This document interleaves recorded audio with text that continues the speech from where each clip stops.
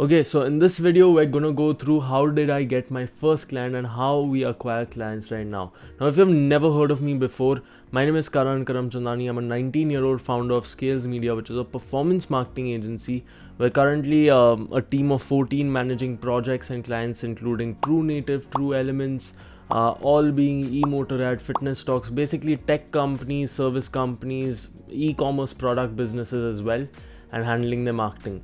And it's been about 4.5 years, and I can safely say that it didn't actually start off like this. So in this video, I want to go ahead and explain exactly how we started off with signing our first few clients, and currently, right now, how we going ahead and onboarding some of the most purpose-driven startups of the country. Now, when I started 4 years back, I was practically just a freelancer. I used to be into drop shipping. I would run a few Shopify stores here and there. I would run my own Facebook and Google ads.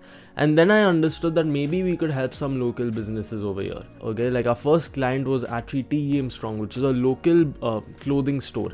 And the way I used to actually get my first few clients, it was just by working for free. I would go door to door. I would do some cold calling. I would search for potential businesses on Google, on Just Dial, on Instagram, see exactly what they're posting, and then I would just hit them up.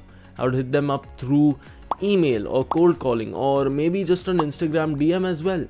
Again, I would just check if they ever needed some type of services. And the best part is that because they would be posting, I would just go through their profile. I would understand exactly how they're executing on the service that I'm pitching, and if I could add some actual marginal value, if I could actually improve on it. This used to happen, I think, for about 3 or 4 months. At that point in time, I actually found out that because I didn't have a portfolio, I just had to go ahead, not even think about the money, but I just had to go ahead and build the portfolio. I had to build a few case studies. I had to go ahead and offer the services for free. So I would go door to door. I would set up a meeting. Okay, I wouldn't even ask them to convince, to convert on the service that I'm selling.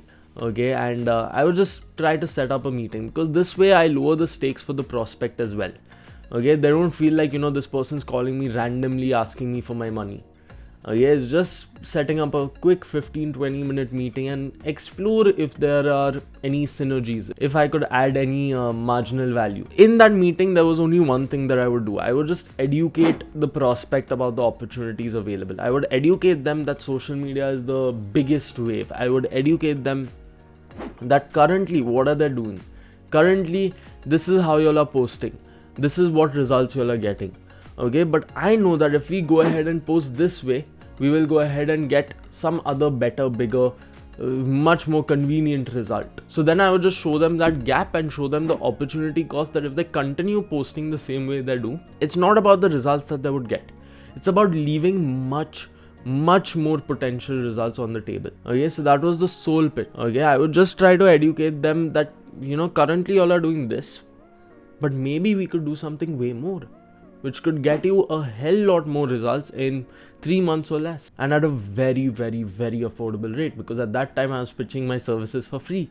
So it was practically no opportunity cost to the founder or manager of the business. Okay, and another thing I remember I would do is I would also showcase a competitive advantage of winning over competitors. So I would showcase the competitive research also, that you can see this competitor of yours. Okay, he's doing posts like this, that's why he's winning. Okay, he's leaving you behind. Now, if we go through my strategy, we'll be able to absolutely throw them out of the waters, basically. So it's just a few small things, but essentially in an overall picture, I would just try to educate the prospect about the true opportunity available to them. And essentially I started signing a few clients because it was a no-brainer offer to them. So that's how I signed my first few clients. I believe that if you don't have a portfolio, if you don't have enough case studies yet, okay, then all you need to do is just, your first focus is just to build that. So that was the process of getting my first few clients as well.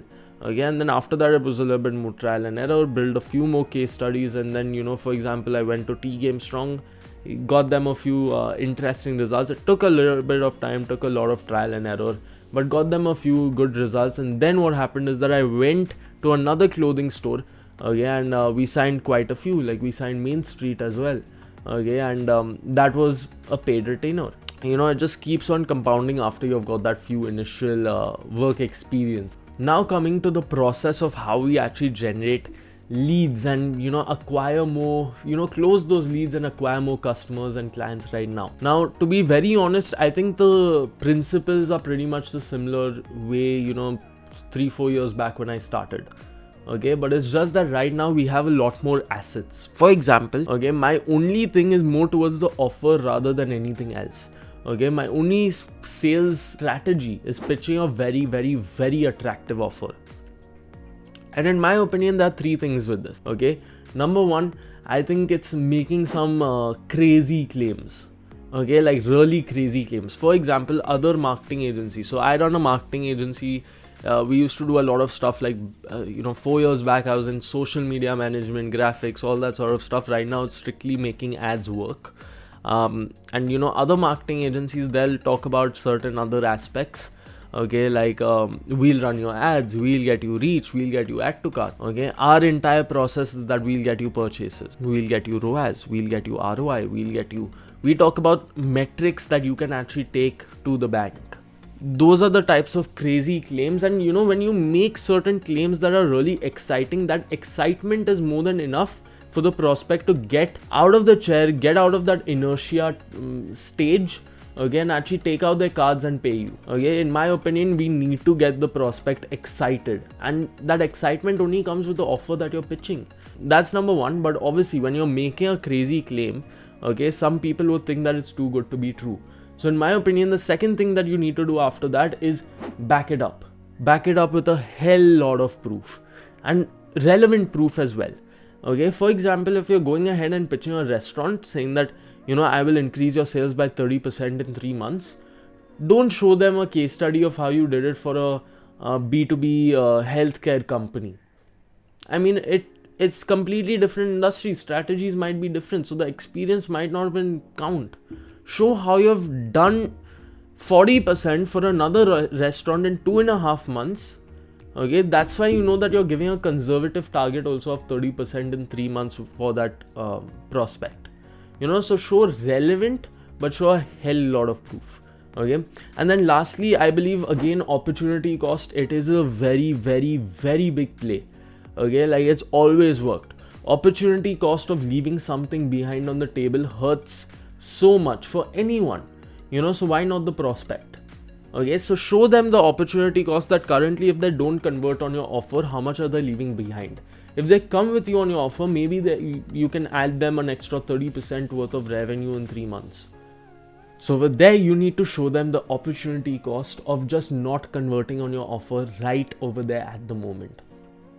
Show them that every single day, week, month that you postponed, how much are you losing?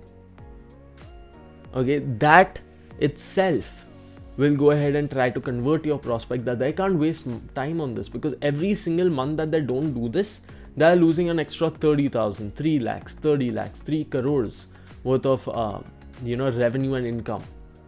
At that point in time, why would any prospect, if they have the capital, if they have the ability to go forward with your offer, why would any prospect not convert? So opportunity cost always works. Next, in my opinion, it also comes to a compounding flywheel. So for example, Amazon, the way they've been growing is only because of the flywheel effect. I would recommend you all to check that out as well. It's a very interesting read. There are multiple articles on it. Okay, but the reason why Amazon has grown is because of the flywheel effect, and I feel like the same thing happens over here. Okay, let me explain. Now, what happens with the flywheel effect is that when you give enough momentum, it will just compound and compound, and your growth rate will just increase month over month, year on year, by an absurd amount, because it's compounding at the end of the day. And in my opinion, the way this works for closing leads into clients, it only happens with case studies. The more case studies you have, the more experience you have, the more crazy claims you can make with confidence. Like currently, for example, if Scales didn't work with 100 other startups, I wouldn't be able to make crazy claims confidently. Okay, maybe it's in my script, maybe I'll just say it out, but it won't be that confident. I won't be able to showcase that in my tone of voice, in my body language, because I won't be too confident, because I don't have that much experience. Okay, but because I am confident of pitching that crazy claim, that attractive offer, and because we've got so much experience, so many case studies, I know that I'm very confident I can achieve the same for the prospect as well. And then in my opinion, driving referrals, because there are multiple ways for you to generate leads and generate clients. It could be running ads, it could be emailing door to door, it could be calling them up, maybe you're just prospecting and sending them out gift hampers, whatever it may be. Okay, but at the end of the day, I believe that will only get you to a certain stage. To achieve true scale, you need to go ahead and rely on delivering a very good product or service, okay, and then letting your clients, meaning your customers, talk about you to others. I mean, that's the only true way to actually scale up to a huge level, in my opinion. Okay, and driving referrals through personal incentives, it's something that I'm trying to get into since the past 2 months. I've been testing it out here and there, and it's been working out pretty well. The reason why personal incentives I say is simply because, sometimes if you're working with a corporate company, a corporate client, okay, then at the same point in time, if you're going ahead and telling them that I'll reduce my offering price by 5% if you can refer me, it's not like this person you're talking to, the decision maker, is going to benefit out of that. It's the decision maker's company. But if you say that if you could refer me to anyone else, I can give you a gift card or a Amazon voucher or maybe a Apple product, that might hit them even better. It's been working out pretty well. I've got 4 referrals since the past 2 months due to this. So yeah, currently that's the entire process. I've just been pitching some very attractive offers through email, through calling, and through our ads. Now let's talk about a few misconceptions that I know that's going around this, because I've been mentioning some very fundamental stuff that still works. So a few misconceptions. Again, number one, I believe that, people think that if your sales process is validated, if you're making a good claim, if you've got case studies to back it up, if you can show them the opportunity of not converting on your offer, I mean, if they have the money to afford your service, they should go for it. But at the same point in time, that isn't how that goes, because at the end of the day, there are certain other factors also involved, like for example, internal factors. Are you able to present that you're the right person for this? The right fit for the brand as well, not just in delivering services, but the right fit for the brand's why, the vision, the culture. Maybe that might not be the right fit. You're pitching a great offer, you can actually add value proposition, but because the founder doesn't believe that you might be the right fit in the longer term for the overall brand's why, maybe that might not work. So I'm just giving a few examples. Okay, I'm not saying that this could be an actual objection. I'm just giving off the top of my head a few examples, because at the end of the day, in sales, there's still a lot of rejection, like a hell lot of rejection. And sometimes you can get a little bit demotivated as well. Okay, but at the same point in time, you've got to understand that the more rejection you'll get, the more acceptances also you'll get, the more deals you'll close. So there's an entire funnel based on that itself. So there's still a lot of rejection, a lot of time and effort that you need to put through, and a lot of motivation that you need to have, that you can't give up, because maybe you might get 136 no's, but the 137th one would be a good deal for you. So now imagine you get 136 no's and you give up after that. Essentially, that's the whole process, There is a very valid misconception that if your sales process is validated, you will be signing deals and making money like crazy. But at the end of the day, sales is all about rejection. Again, in my opinion, sales is only about rejection, because the more rejections you get, it means that you're closer to getting that yes as well. So it's just that simple. Next is number 2, you need capital to build a brand. Okay, then only you will be able to sell confidently. But that isn't true. See, I started Scales with 2,000 rupees. Okay, I just built a very simple website and I got a few business cards. And I would just go door to door, I would just cold call, I would just try to set up a few meetings and educate. You don't need a capital to build a brand, because if there's a person facing a problem and they want to go ahead and solve it, and if you can go ahead and showcase them proof that you're the perfect person to solve it, and if they can afford your pricing, why won't they pay? Because they want to solve that problem. It's just that simple, So I don't think you need a capital also to build a brand, and then only you'll be able to sell. Going to misconception number 3. There are lots of people doing that. How do you stand out? I mean, at the end of the day, for example, emailing for Scales specifically, we've done about 30 to 40 sales calls. These are people coming on for a 25-minute demo call over Zoom. They've seen our email, they've responded, they've shown up. 30 to 40 show-ups in the past 1 month itself. Obviously it isn't 300, 3,000, 30,000 or anything, because this isn't a product-based business. This is a service-based business, and because emailing, people think Maybe just like you. Okay, people think that there are lots of people doing that. You get so many sales emails every single day that people don't even respond. Okay, but at the end of the day, it's all about resonating. Okay, it's all about resonating to your prospect. What is their true desired result that they want to do, and what is their fear of this? Okay, what is the frustration keeping them up at night? Okay, that they can't solve this, and the fear that maybe if they find someone who can, what if that person isn't the right fit? So how do you break all of that down in your email? That's the sole question. If you can break that down successfully, the person will definitely reply. They'll definitely go ahead and set up for a meeting. Okay, the reason why I'm not saying that they'll definitely go ahead and close, because the job isn't to generate a close out of this. The job through these channels of calling, emailing, ads, all of that is just to generate the lead, generate the meeting. Once they've shown a little bit interest that yes, I want to explore your services, then at that point in time only you start selling. Right now it's only about generating enough curiosity or excitement wherein they feel like this meeting of 20 minutes is worth a hell lot more, okay, than 20 minutes of their time spent doing anything else. That's the sole thing. Okay, if you can go ahead and figure that out, and it's going to take a lot of variations, a lot of testing, a little bit of time as well, time and effort.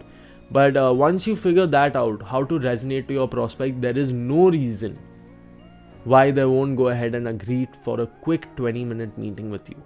Okay, so I hope that makes sense. So yes, that's pretty much about it for how did I get my first few clients and how do I get clients right now. The entire process. Okay, and I hope I was able to deliver some value to this video, and I hope to see you in the next video.